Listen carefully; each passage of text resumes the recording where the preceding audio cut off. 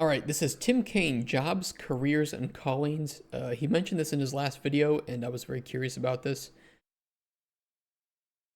I think he's saying that for some people that games are a job, for some people it's a career, and others it's a calling. I 100% agree. I like his very simplistic way of wording this. For me, game development and game design is a calling. It is not a job, it is not just a career. It is the entirety of what I think about at most times of being awake. And I love it. I love it. It makes me happy. It's not just what I'm hopefully good at or like doing, but it gives me purpose. But I know some people for whom it is a job. You guys can't see it, but that's the title. Wait, it's up here too. So I know some people that for whom it is a job and nothing more. And to be honest, it's not that I don't like them as people. I just don't have a lot in common with them when I talk about game development or games. They might even just work on games, but they don't play games. It's weird. For me, it's weird. Hi, everyone. It's me, Hey, Tim. Tim. Today, I want to talk about having a job versus a career versus a Yeah. calling. Now, you may already know what these three different things are, but I'm going to define them. And I also want to talk about how, over the last 40 some years, I've watched the proportion of people in each of these three categories change over time in the game industry. It's something I've seen people make comments sometimes going, well, it's just a job. You know, you're getting taken advantage of at your job. And I want to just point out that some people don't just view this as a job. And it's not a small number of people. So I just kind of want to go in and talk about I this. will say I think that it is a much higher percentage of individuals than other things because it's directly related to entertainment, and you find often that entertainment industries are the most desirable for a lot of people. It's also incredibly competitive, probably because of the first aspect. So the people who tend to last long enough and persevere through it are not the ones to whom can just fuck off to another job, but the ones to whom this is what they love the most and can persevere through it. Unfortunately, this also means that they are very likely to be preyed upon and taken advantage of by bad managers and unhealthy practices because they'll feel like, well, I love games. I need to make this game. This is everything to me. I will work 12 hours a day for 3 weeks on this patch that needs to come out. There's no other choice. Like this is the game. This is my passion, my love, my calling. Um, they're fucking themselves over because of that. I mean, I'm just gonna put it bluntly. Don't do it. It's never worth it. It's never worth it. It really isn't. Don't screw over your health for this. No matter how much you love it. If you love it, find a way to do it better, more efficiently, and in a better state of mind. Um, let's talk about what I mean by these three Yeah. things. So, what do I mean by people who view it as a job? These are people who are basically doing tasks, usually assigned to them.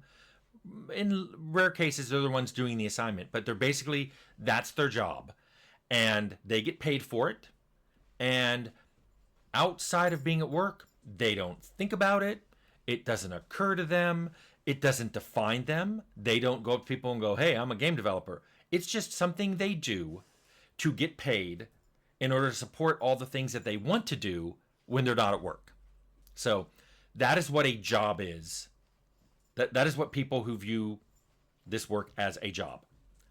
Then you have people who view it as a career. These are like the job people. They have tasks that they By do. the way, if you're just out of curiosity, say which one that you think you are in chat when he mentions these things. And there's no shame in it, right? Like, trust me, to some extent, I wish that I could just see game development as a job sometimes, and I wouldn't take it so seriously. So don't think that I'm going to judge you for it, right? Or that they assign out or whatever their job is to do. And they, of course, want to get paid. But they're thinking of a bigger picture here. They often think about how these tasks fit in to the whole thing of what you're trying to do, the whole product, the game, or a line of games, or the genre of the game you're making. They basically You'll are. see this, I think, at a lot of publishers where you can tell that this is their career, but they don't play games at home, right? They're trying to think of, oh, this is the future. We can do this with this, and this is good technology. We can integrate it. But then they go home and they have a completely different life. That you can tell this is their career. It's not their calling. They have no connection with games besides how it can further their own either view of things or their vision or their company, or it can move them up the ladder. They're thinking, I'm doing these things, but how can I do them better? And how can the game be better? And also, what am I going to be doing in 5 years? Mm-hmm. What am I doing in 10 years, in 20 years? What do I want my role to be? What do I have to do to get that role? Because it's not just sitting around hoping someone points at you and goes, okay, it's time for you to be a senior. It's time for you to be a They're not lead. going to do that. You sometimes have to do things to show that you can do those roles. And I think a big difference, but well, those are pretty big differences, but a big difference between a career person and a job person is the career person thinks about those things outside of work. They're thinking of, how do I get ahead? Is there anything I can do? Maybe when I'm not at work, that may help me the next time I'm up for promotion. Hey, And I had one of these people as a boss once. Frustrating person to work with. Most new people who want to work in an industry do, especially in the game industry. They prey on people who are passionate like that. They end up burned out and disgruntled. Yep, disgruntled from another couple sectors of entertainment. Shit, man. Work in IT, but do it just to get paid so that I can fuel my game dev hobby. It's a healthy way to do it too. What works best for me in the near future might be more than just a hobby. Agreed. You get paid a lot. I'm gonna be honest. You get paid a lot more in IT than you'll ever make in game dev. To be honest, I don't give a shit about the money. Just that they were making a cool thing. Yeah, for me, I don't mind if you're paying me something that is stable. I don't care if it's not a crazy amount. I just need to be stable and healthy, right? And save up for things that I want to do in my life. But if you're not paying me enough to like even potentially raise a family one day, that's where we're gonna have a little bit of a problem. Because it's just like, come on, I'm doing work. This is not a low skill job. You gotta throw me a bone here. look at the skill I learned. Hey, look at this class I took. Hey, I've been thinking about, wanting to manage a group. So I've done these things. I read this book. I've took this class or whatever. I would like to be a manager. They, in a sense, those people work to get better at what it is they do. And then finally, there's the third one, a calling. A calling is a lot like a career, but the difference is, I mean, they do everything the career person does, but the difference is it's really part of their identity. They think of themselves Yeah, this as is my identity, chat. I identify as a game dev. this thing. Like, you think of yourself as a game developer. Like, I'm a game developer. It's what I do. Yeah, and I sometimes you're a little stupidly proud of it. Like you want to go. Okay, this is gonna be embarrassing, especially if nobody else feels the same way. Sometimes when I hear like kids who are in like middle school or high school or something talking about some game they're playing, sometimes I want to go up and start talking with them like, "Oh yeah, you really like that feature? Oh, that's pretty cool. Yeah, I think the developers could do this and this instead, and it would be pretty cool too." I never do it because it's like, God, I'm almost 30, right? I can't just be going up to a group of kids and start talking about their hobbies. But I think about games all the time. It's just all games, games, games for me in my head. And yeah, I just live it every day. That's weird. Yeah, I think it's weird too. It's like I'm not 18 anymore. I can't get away with this. Sometimes I see people playing my like games that I've worked on in public, and I want to be like, "So what do you think? Oh yeah, you like the game? Okay, that's cool. Did you know that I worked on it?" But I can't do that. It's not that I want to do it out of like ego, but it's just like it's so cool to meet fans of my games, but I need to do it in like a natural setting rather than a creepy I look like I'm going to like stab you or uh, you know, try to take you out for dinner kind of way. Usually it doesn't work on people. I can't imagine myself doing anything else. You've always thought about those things, and you always will when you're at work, when you're at home, while you're driving, while you're walking your dog. You're thinking about games Yep. and game design and code and game development. That's just what you do. And you do it because you love it. You work because you love the work. Yes, just like the career person and just like the job person, you want to get paid and you want it to Of be fair. course. Yeah. That isn't the point. The point of this is when it's a calling, you find that you absolutely love what you do. You get like an emotional fulfillment out of what you're doing. And honestly, to some extent, you might be willing to take when you're looking for a job as a calling person rather than a job or career person, the amount that you're being paid in some cases might be secondary to the benefits that are being offered or the culture that the company has or the games that the company is working on. I do that personally too. It's like, okay, they're paying a fair amount. It's a bit lower than standard, but I like what they're working on, and I can get the sense that they're a company that just is trying to do the best with what they have. So these are probably people that are similar to me. They're very passionate about games, and all they want is to make a good, successful game that can then make enough money that they'll probably be wanting to pay people more than that, right? I'm just sound like Andrew Tate. Shut up. Does a partner play and like your games? She might like Cauldron Chronicles. And I will say that maybe I am developing it in a way that she would enjoy this game that I'm making, not just me. But that doesn't mean that in the future that I'm going to make games that only she'll like, right?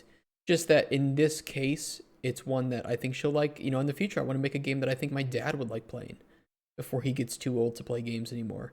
So, you know, I like to create games for people. I like to make games that I like to play, and a lot of the games that my dad grew up playing are ones that I've now enjoyed too, like dungeon crawlers and strategies. You know, Might and Magic, Heroes of Might and Magic, Ultima, uh, Dungeon Siege. You know, some of the old OGs.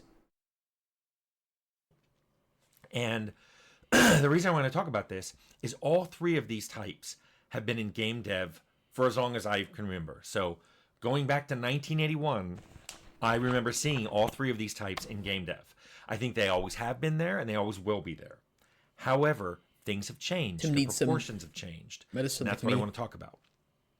So 30 or 40 years ago, there was a huge barrier to entry to the game industry. Yes. And the only people who could really make it, in my opinion, were often entrepreneurs.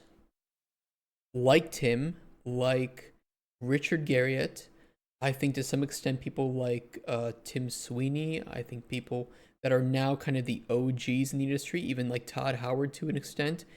I think a lot of these individuals who just really love, I mean, and we can say whatever you want about who they are now, but I think that a lot of the OGs in the industry could only really make it that far because they loved what they did.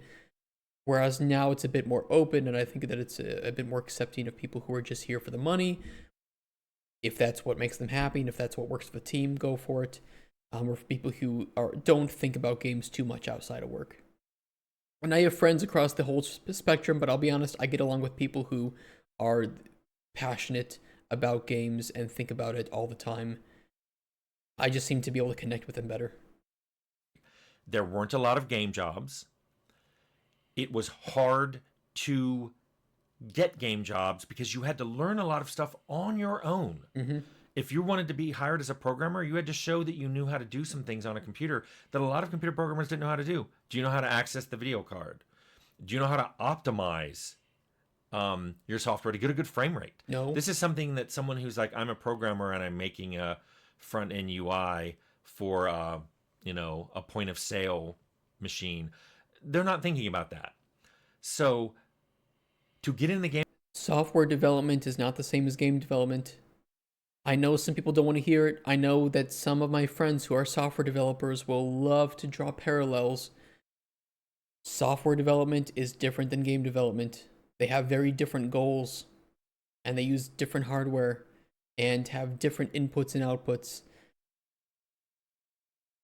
I don't like people drawing parallels because they're just different beasts.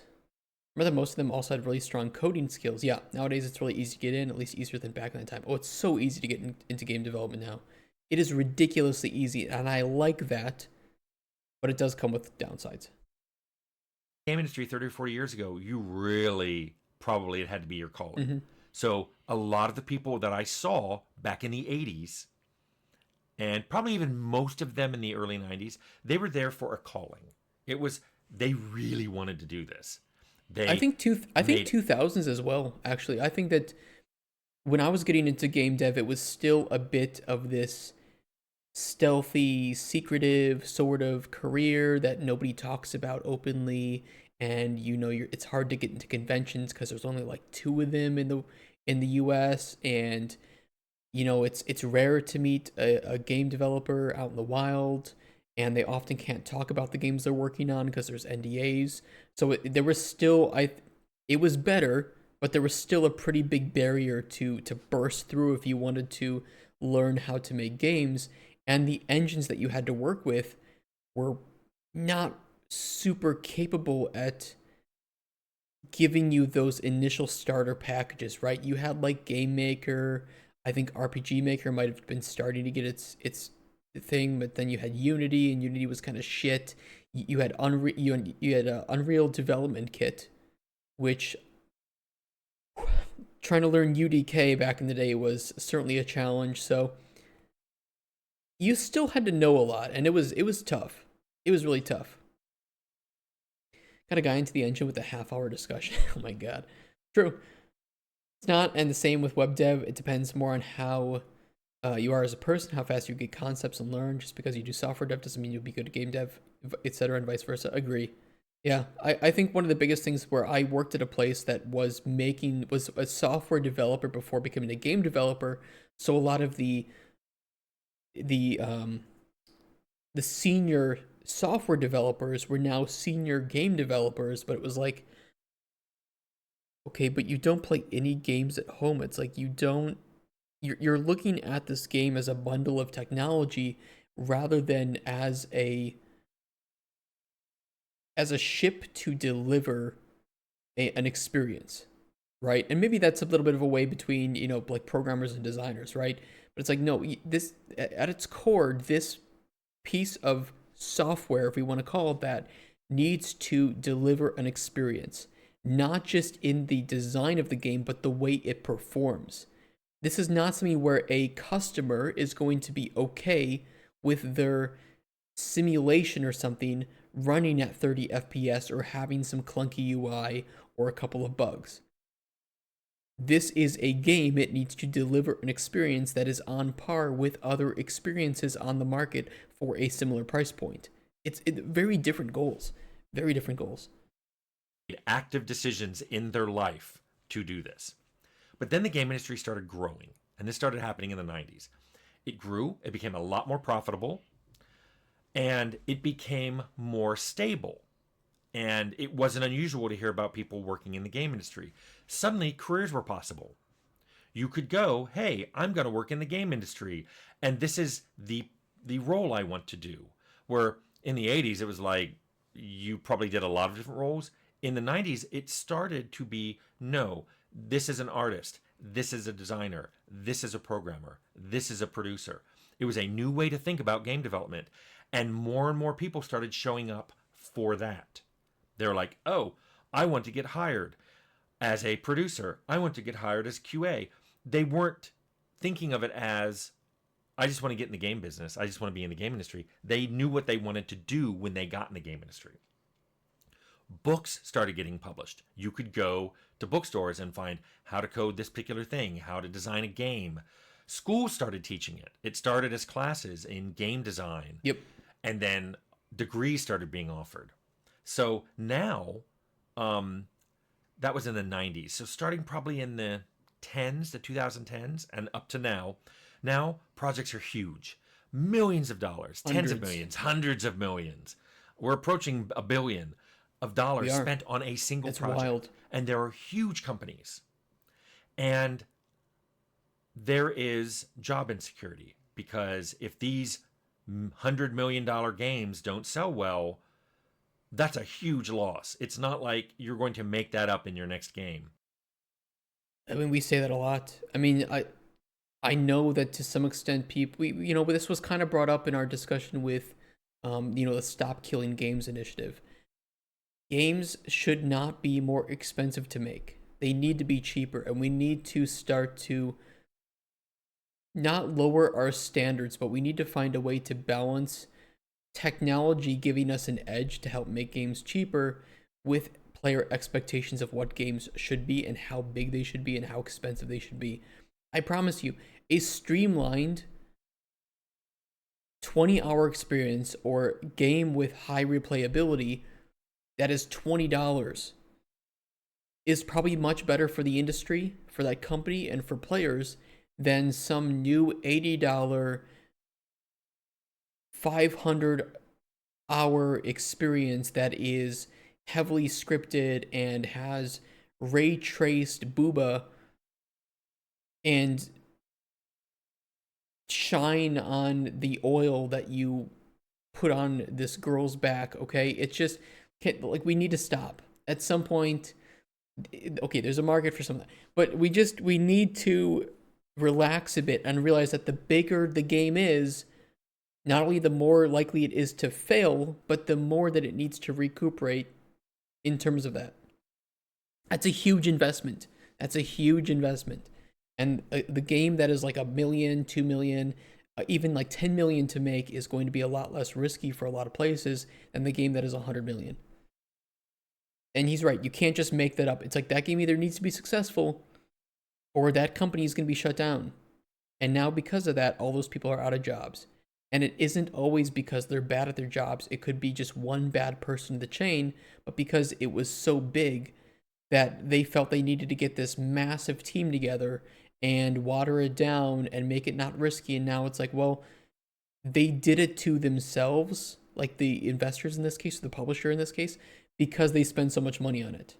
That even the really talented art team on Dragon Age Veilguard is probably going to get shafted simply because they spend so much money and time developing the game that they had to water it down and make it cater to a wide audience. And in the end, it was a game that felt like it was made for children. I hate to say it. It's like that somehow today as well. Most people who want to get into game dev most of the time start off from QA, as it's the easiest entry point. And even then, I don't think QA is easy at all. Alright, game dev is mostly shitty. A lot of years of dev for a high chance of not making it true. We need ray trace booba in our 20-hour games. Okay, I guess we do need that, right? I want shine on the court and I'll drop on the back of something. Oh, fuck. That's fair. Dialogue sucked. Yeah, it's well. I'm not gonna get into a whole topic about Veilguard in this video, but just know we need games to be cheaper. We need them to be cheaper. I don't know. There's a lot of ways we can achieve that. I don't think lowering standards is one thing, but I think that we need to not try to push for all of these crazy bits of technological achievements and 8K textures. It costs a lot of time and a lot of money to make these things and then make them run well. Okay, Crisis was supposed to be a game series that was a bit non-standard. Okay, it looks good, and that's about it. Let it exist. We don't need every game to have these 8K textures and ray trace lighting. And honestly, your games aren't even running better because of it.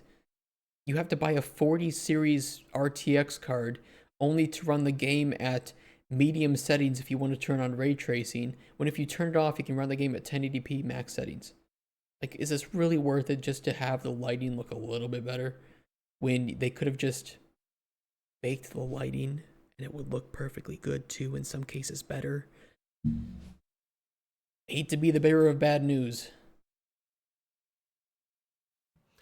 So, because of that loss of job security, the career people some of them started turning into job people. This is just my job. Mm-hmm. Once you get laid off a few times, you stop thinking of it as, well, where do I want to be at this company in 5 or 10 years? You don't even know if you'll be at this company in 5 or 10 years, and whether it will even be up to you. Facts. So people started slipping from career people to job people. And I've been watching all this happen. Mm-hmm. Now, Same. As things LinkedIn is went a from dumpster calling fire to of those career to people job, like do I think that. this is good or bad? And I don't want to imply that that those people are the dumpster fire. LinkedIn is a my LinkedIn is a dumpster fire because I just see people getting laid off. They're fucking tired of it, and they're going to find other jobs that are pay better and are more secure. And I hate it. I hate seeing it because these are really talented individuals. But the ones that stick around will be the ones that get the jobs when they open back up. I don't know. It's perseverance. That's what a calling is to you. Will even be up to you. So people started slipping from career people to job people. And I've been watching all this happen.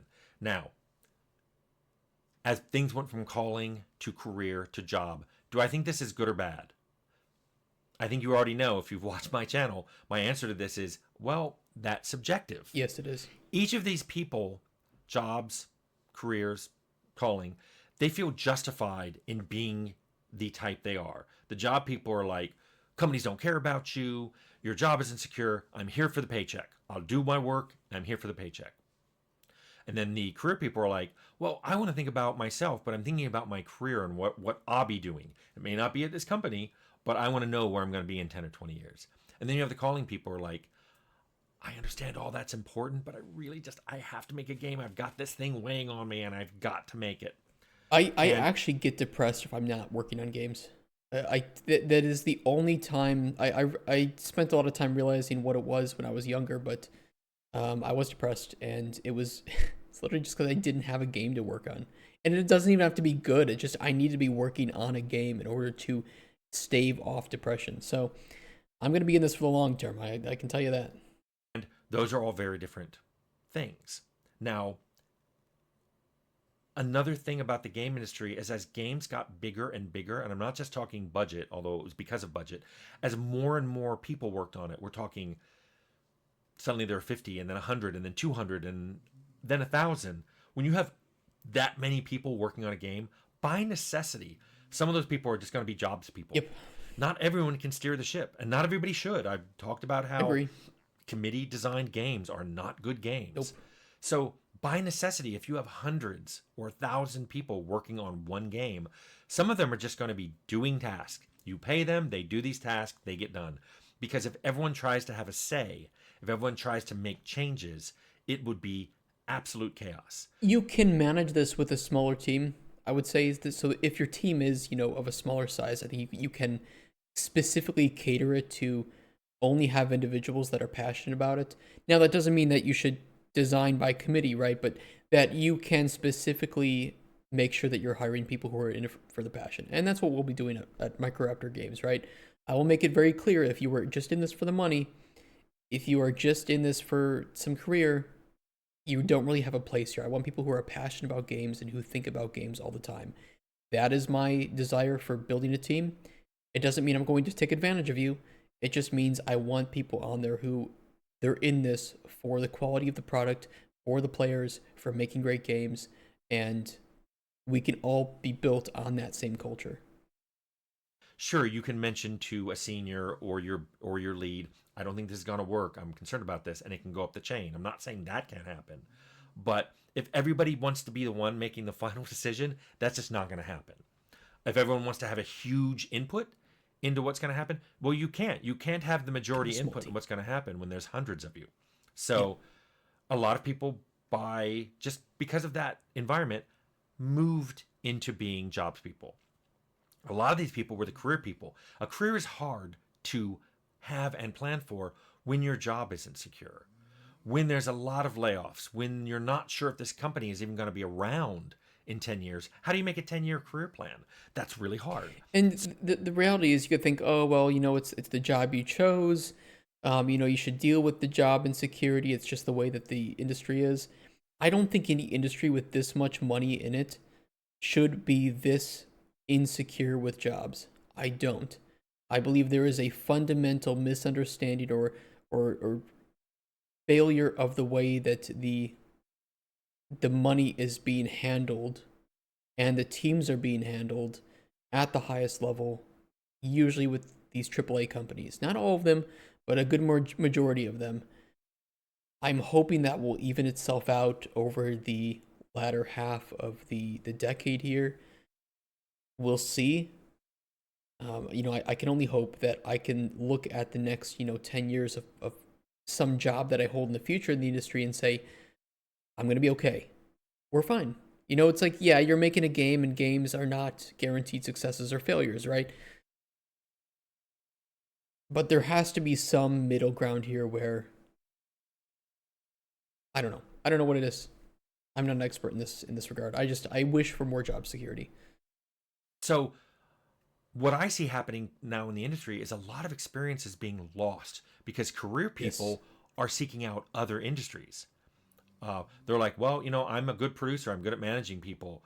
I'm going to move to another entertainment field or even a non-entertainment field altogether because my management skills will transfer. Yep, good programmers, good artists. Yeah, he's absolutely right.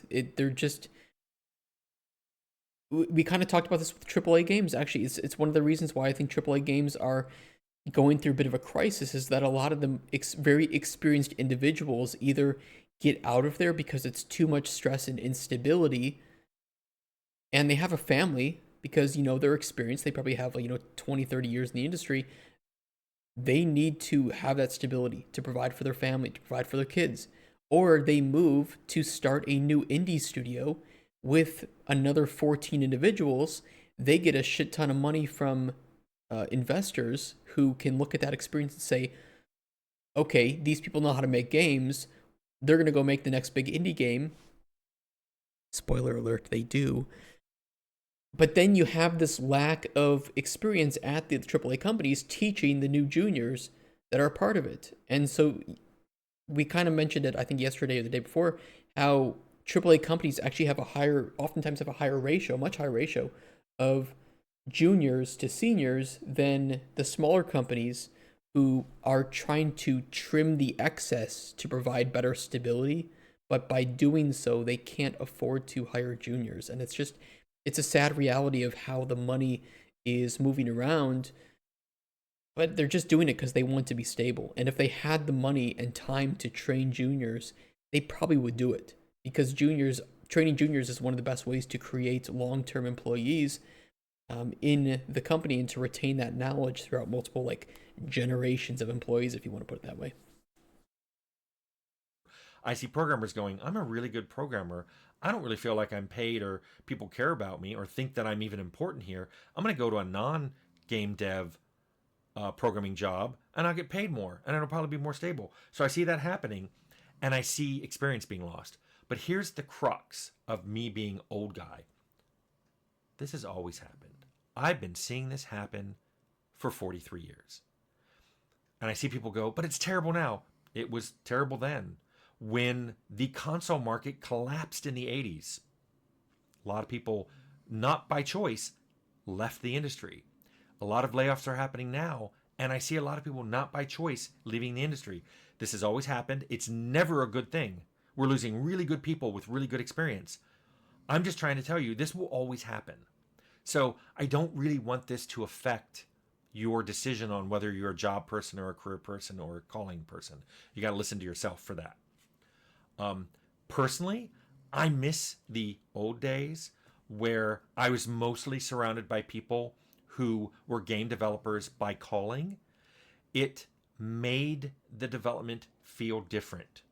Yeah. Now, keep in mind that a lot of this is nostalgia. I've worked in a couple teams that were like that, and it is a different feeling. It's just, I don't know, it's the best way to put it. It's a different feeling. There's really no better way to describe it other than that. You're there, you feel like you're there not just for a singular purpose, but for an aligned with an aligned motivation. And because of that, there are very few ways that you disagree. Oftentimes, those are the teams where ego is the lowest and where productivity can just kind of keep going and going and going. And when there are problems with the game's development, you'll have all hands on deck trying to find a solution to the issue because everybody is there to do so and wants to do so for the betterment of the game and the team. And you don't always get that with people who are in it for the job or the careers as Tim has laid out here. Talking. Maybe it was just, it felt different because the team was smaller and I knew everybody on it really I well. like And we small talked teams. about things like, hey, working on this design today. What do you think? Or, hey, I'm implementing this thing. Can I get your feedback on it? That's easy when there's 15 people on the game or 30 people on the game. It gets harder when there's 100, and it gets almost impossible when there's Yep. 1,000. So I'm not going to say it was better or worse, but it was very different. And I wanted to bring this up on this channel so you guys could think of this as a lens. It's a lens I'm using. It's a lens you can use to watch what's happening in the game industry right now. Something that's happened before, it's happening now, it's going to happen again. It'll let you get a perspective on this that you might not currently have. And just to be clear, this isn't the only lens you can have. There's a lot of different ways of looking at this. It's not the only one, but I think it's an interesting one. So I'm offering it up here as a way for you to look at the game industry through the perspective of people who do it as a job, people who do it as a career, and people who do it as a calling. So I hope that helps. Yeah. It's a good topic, and I think it's a tough topic sometimes to get into, but I don't think I'll ever be able to fully get some of the motivations that people who are in game dev just as a job would. But I imagine that it's similar in, for people who are in other fields, that I have a passing interest or I would do something for work, but it's never going to be the same passion to me as game dev, and people might not be able to connect with me on the same level as with another person who loves what they're trying to do there. So, another great video from Tim here, and a great topic altogether. If you're watching on YouTube, thank you for watching that one too. I really appreciate it.